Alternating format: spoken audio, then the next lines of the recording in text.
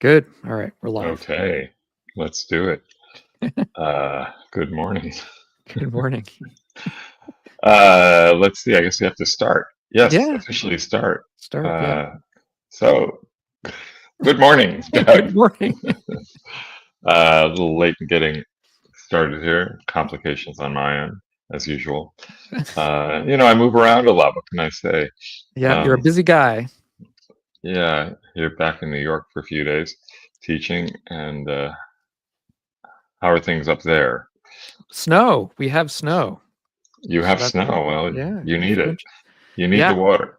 we do. We do. But it's So, great. It's good. So all good. yeah, It looks beautiful uh, outside the window. I bet. Yeah. Well, it's downright balmy in New York compared to Chicago. Oh yeah? Yeah, I mean, Chicago now it's 13 degrees. In New York, I think it's 32. So, but it's a little damp here right now. So you've Yeah. got snow. They've got a little kind of drizzle. So Yeah. anyway, and yeah. Investigation. Investigation. And so Investigation. it's these are the sort of first, second, third, and fourth uh, uh, factors of awakening. Yeah. Um, and investigation, energy, and Mm-hmm. joy, which um, I mean these factors of awakening are really interesting to me because they're, when I first like encountered them, I thought, oh, it's like, oh, if I just keep doing this, I'll be there, Yeah, that's and right. and of course that's really not what it is. Yeah, it's a But lot of doubling back and circling around oh and yeah, continually, yeah. and I love the image that Bhikkhu Analayo points out, and I think it's his book on mindfulness of breathing, where it's like, you're like walking up this mountain path, and you can stop anywhere along the way and just hang out and enjoy the view. And but I do find these three particularly important, really Mm, important, um, and on so many levels. And it's funny. Last night, I went to New York Insight. My friend Elaine was teaching, and they've been focusing these last few months on the hindrances, which are in many ways uh, uh, the anti factors of awakening. I that's think right. you Yeah. figured it out, right? And yet they've set us up. I always viewed the hindrances more as teachers and opportunities. Mm-hmm. In other words, that's where the investigation can start. It's Like true. the Yeah. moment we have, Mm-hmm. and when we investigate what's really behind a hindrance, and where it's arising from, what it's felt like, what's really going on, that alone brings energy into our practice. And in that moment where we start to realize, oh yes, and here's joy, or in the in the and the reason I wanted to talk about this today is because I have a day long that I'm leading on Saturday, which is it's called the Joy of Meditation, right? And it's based on a class I taught a number of years ago, and it's how do we find joy when we're in the midst of whatever we're in the midst of, and right now, just Craziness. the proliferation of the mind Mm-hmm. around the situation in the world and in our country, wherever, Mm-hmm. in a way that the what's happening in our mind is just reflected externally, or Yeah. vice versa. Vice versa. So Yeah, there's a lot of um, conditioning going on here both ways. yeah, exactly. So how do we work with that, and where do we Yeah. find joy in it? And so yeah, that's why I wanted to bring it in, and I just think there's a lot here to work with. Um, and the first Yeah. factor, of course, is mindfulness. So it's like, oh, the first Exactly. factor of awakening, and then that leads to investigation. It's like, what are we investigating? Well, what's here? Yeah. What's Well, I here think we should is we what we should know. Yeah, yeah, I mean we should probably just say that I mean, to begin with, when we're talking about the seven factors of awakening or factors of enlightenment, yeah, um uh this is one place it occurs is at the end of the Four Foundations of Mindfulness, where Hmm. the Buddha basically says that one of the things we can pay attention to when we're paying attention to dharmas is these positive factors that come out of our practice, and they're at least given the way they're described are we should look at as helping us, uh, as we achieve them, as we encounter them and experience them. They're sort of helping us. They're sort of like signposts on the way uh, Exactly. towards Yeah. where we're going. So they're important for us to, to sort of be aware of when they happen, and to, insofar as we can, find ways to cultivate. And so I think, just being aware of what these factors of awakening or enlightenment are can be at Yeah. least helpful to us. And I think a lot of people may not be familiar with them. And yeah, so they begin with mindfulness. And so we sort of start this process being in a state of, at least hopefully, at least to an extent, a little bit of a state of mindfulness, and bringing our awareness to what's going on right now here in front of us. And that then leads into what you want to discuss, which is this investigation. So we become curious, potentially.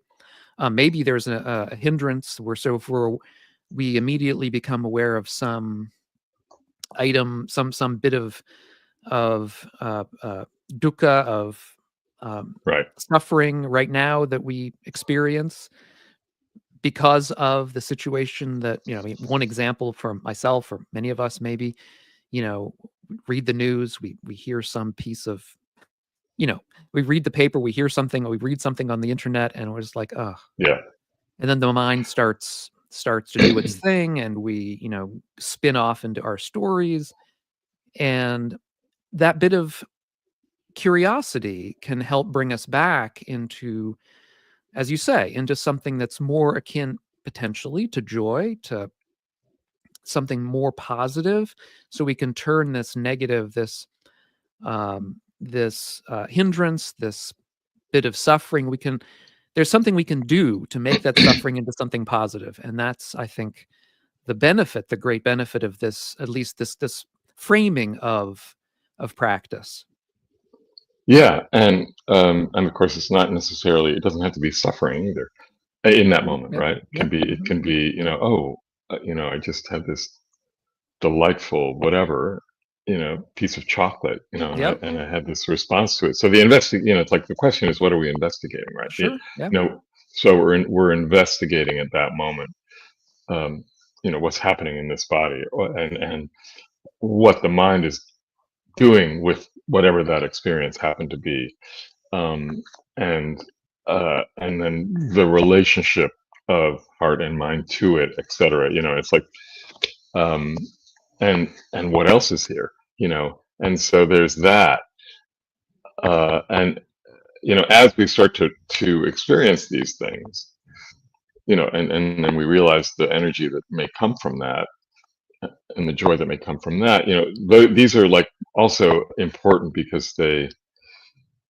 they cultivate a sense of shraddha, of confidence, of faith that what we are doing is right. And so they're also incredibly, particularly important when it comes to the hindrance of doubt. It's like, well, wait a minute, remember that time, you know, that we took these on and realized, oh yeah, this can really make a difference.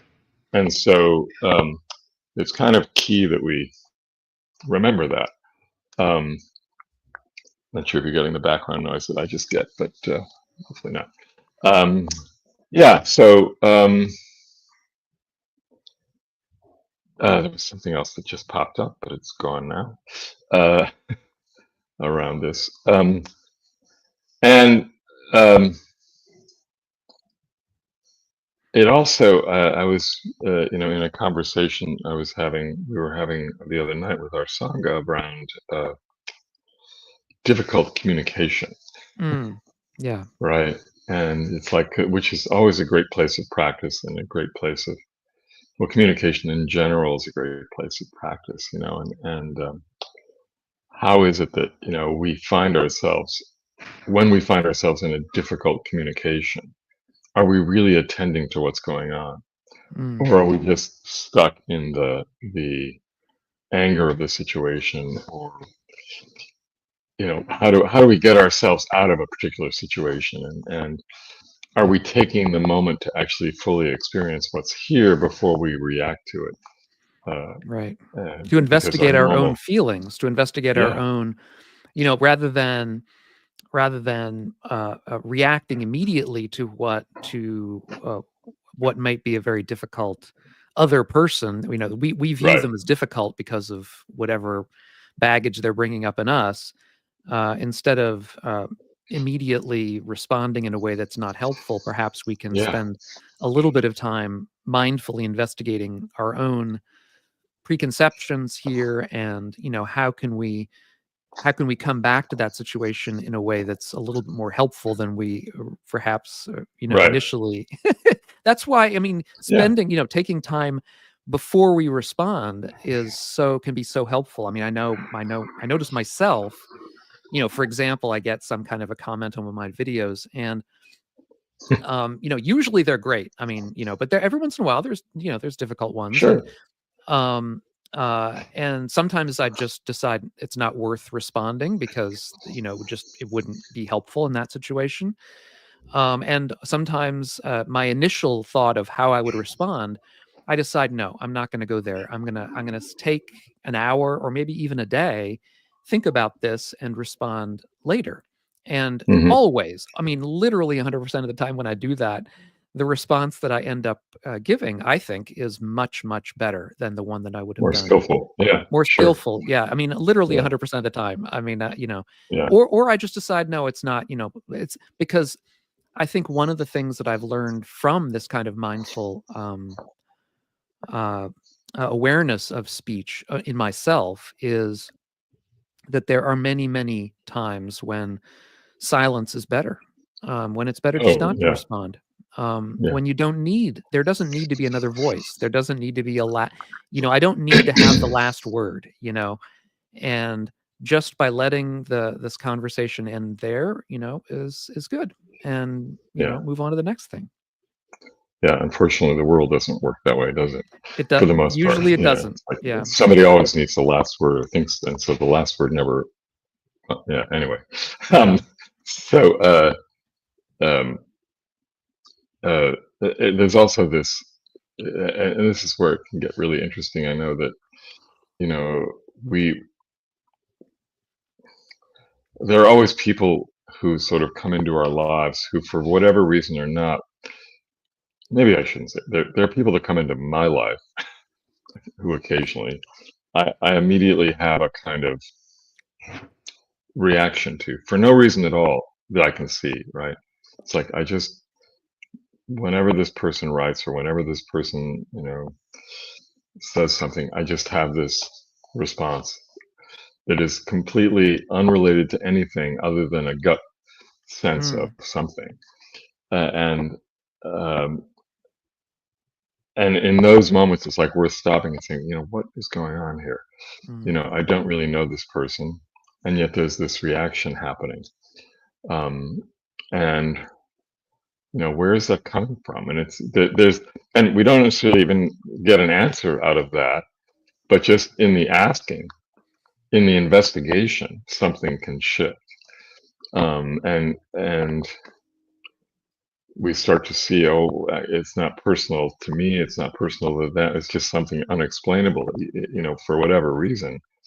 And it's like, oh, okay, so that shifts the relationship, or it can shift the relationship, and certainly shifts the way I may respond to that person, as opposed to responding from that place of ill ease. um, I'll either not respond yet, as you just described, or I'll respond from a place of self-compassion and compassion, for the other. Um, and so again, and this, when we see that shift, we experience that shift. There's this notion of, there's a feeling of, and I think joy here has to be maybe we need to talk about what that actually is, right?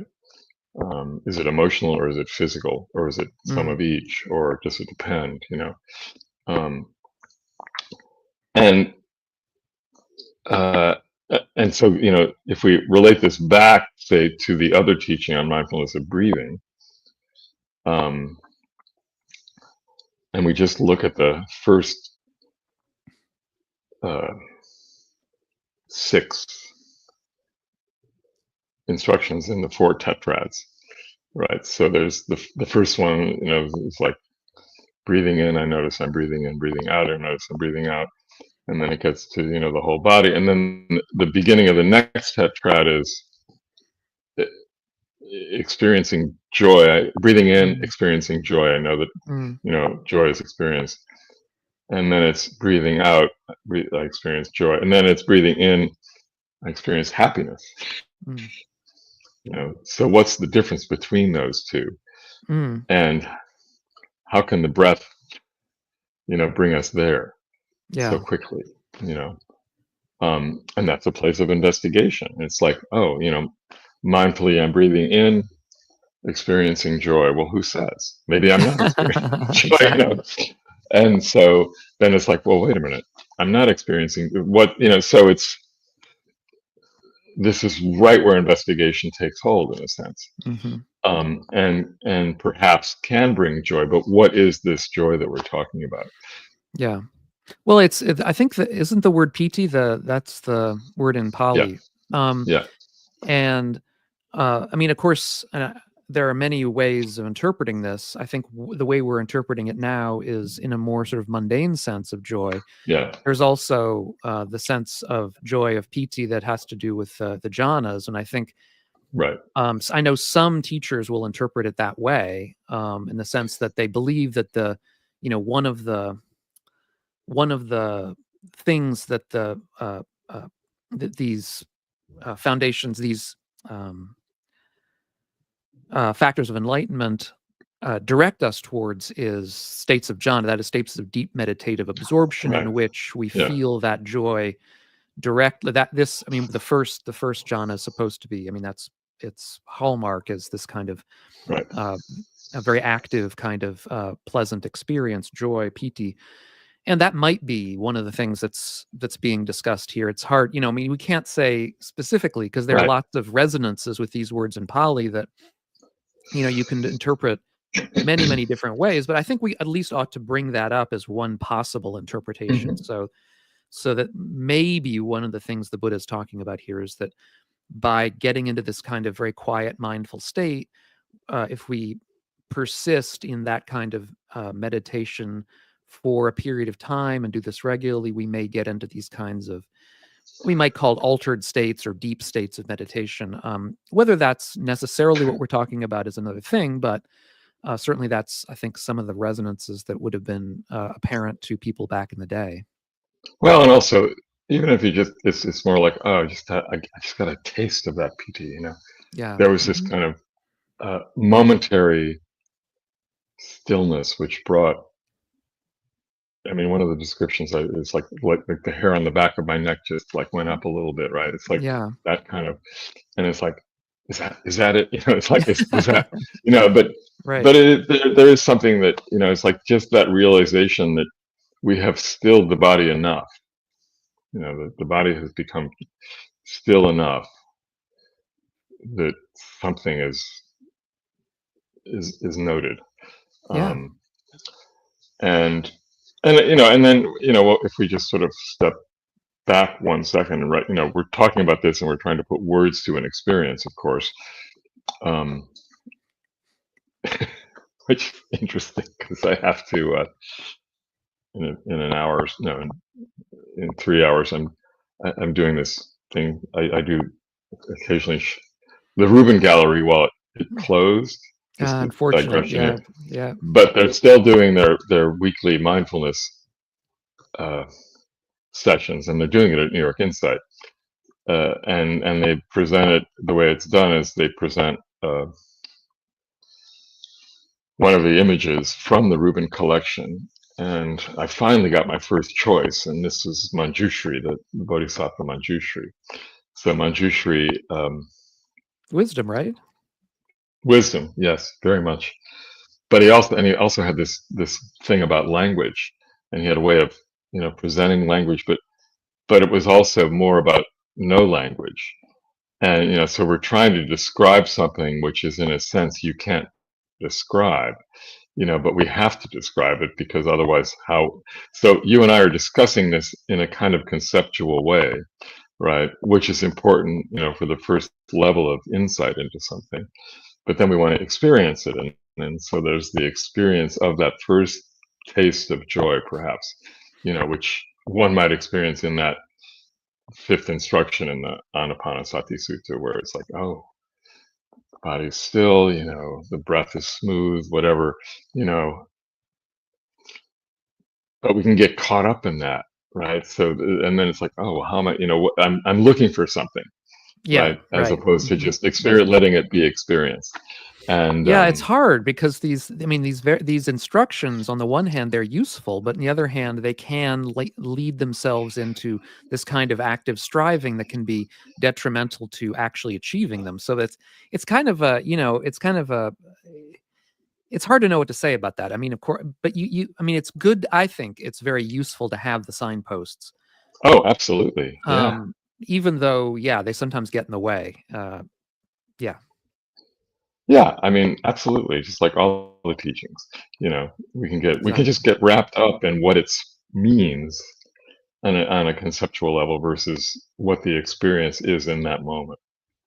And I think it's more like just this tacit, oh, that's what that is, and then keep moving, Yeah. and that's always a potential trap, Hmm. right? We can get wrapped up. Well, is it that? I don't know. Is it, and the mind Yeah. is just, Is that exploding really? with, Yeah. right. Is that really So, joy? Is that really? Yeah. Right. right. Am I awake? It's this sort Yeah. of, um, and we need to remind people these are factors of awakening, right? So they are literally just, as you said, signposts, and like, oh well, oh okay, that's what that is. Okay, so just keep moving. Don't Hmm. get hung up on is it or isn't it, Yeah. because then we just get stuck. Yeah. Um, Well, so also, I think they can. I mean, it can also. I think of in relation to these kinds of experiences. I think of the second foundation of mindfulness, with mindfulness of feelings, in particular yeah, pleasant, and the what are called unworldly pleasant feelings, right, which sometimes come up when, let's say, you're dealing with some kind of annoyance. For instance, I mean, I'm just thinking, my own case, you know, uh, listening to the news, something arises, you get that kind of hindrance of ill will or whatever, something similar to that anyway. And then you investigate it a little bit and you're like, what am I clinging to here? hmm Where is the clinging? And so, in my case, I find, any number of things I'm clinging to in that instance that is causing, that is sure, directly associated with conditioning that dukkha, that suffering. yeah, And in that investigation, I mean, I do find a feeling of energy coming up, and of a little bit of joy there. Oh yeah, okay, yeah, and then something, because something's release something a little bit, something releases there, at least for a little while. yeah, And that's yeah, how and that's sort of pleasant, the sort of unworldly pleasant feeling that kind of I think of as that joy in that instance anyway. Um, and I mean, in other mm. words, it's a little fragment of wisdom for a moment. Yeah, yeah, yeah. Of course, and those are important, right? Yeah. Hmm. Yeah, and that's how we grow in our practice. Um, and as you and so what I like in what you were just saying is that it was not about, obviously when we're in formal meditation practice, these things are arising differently than they are when you're listening to the news. Right. And yet listening to the news or in conversation with someone or having a difficult conversation or a wonderful conversation, the experiences are always happening. We're just not always present with them. And sometimes that's most of the time we do fine without that being that present. But when we are particularly caught in something, then it's ideal to just sort of stop and investigate and be curious, Yeah. basically, about what's really there. So uh, yeah, so investigation, energy, and joy, and the energy aspect of it. Um, well, I mean, to me, like the most obvious example of that is if what we're dealing with is the hindrance of sloth and torpor, Mm. or sleepiness. The moment you would start investigating what's really going on, the you have enough energy that keeps you from going to sleep, or it energizes Yeah. the mind potentially, so that you're not stuck in sloth or torpor, Yeah. whichever one is appropriate. Right. So Right. that to me is like a key way of dealing with that particular hindrance, and the energy factor comes in pretty clearly. And then obviously, if you're in formal practice and you're not falling asleep, there's even, oh wow, oh right, now I see that I can actually be more awake than I thought here, more wakeful than I thought, Yeah. not falling asleep, and that can bring joy. So Yeah. there are a lot of ways of playing with this, Yeah. and As long as you're getting enough sleep. I mean, I know for myself sometimes well, of I'm, course, yeah, I mean, yeah, if I haven't slept well the night before, I'll be like dozing off. Then I tell myself, "You look, just take a nap." And I'll yeah, take a nap, and then it's yeah, better. Then things of course, things are yeah, easier. yeah, and we can always do investigation in the middle of a nap. It's tr- it's true. Or What is this dream? or Yeah. or there's always a cup of coffee we can. All right. Yes, which I'm desperately in need of, and I don't have it where I am now. So we're gonna have to end this podcast so I can go up and make another. That's right. Yes, we appreciate coffee, and We do. anytime anybody can buy us a cup of coffee, which you can do Energy. through our website, it Yeah. gives us energy. It allows us to continue, and yeah. Um, you and I haven't talked about this because we didn't have time before the podcast, but I think I have a special guest arranged for next Good. week. Well, we'll see. Uh, Fingers crossed. yeah. Well, no, he's committed. Which is Stephen Folder from Israel, Okay. who's just come out with a new book on meditating in difficult times, in hard times. So I think it's Mm, practice in hard times, and he's been through it a lot in the last 13 months. But wonderful teacher from Israel. So that's on the tentative schedule for good. next week. Um, Cool. and then we have some other guests lined up for January, I think. So Yeah. we will continue this. But your support through buying us coffee is really helpful. So going to diggingthedharma.com, Yeah. and We put you the. have that opportunity. Ooh, And yeah, yeah. And or become a member if you'd like. That's helpful too. yeah, Leave questions, comments. Show up for our live stream. yes, And be fear.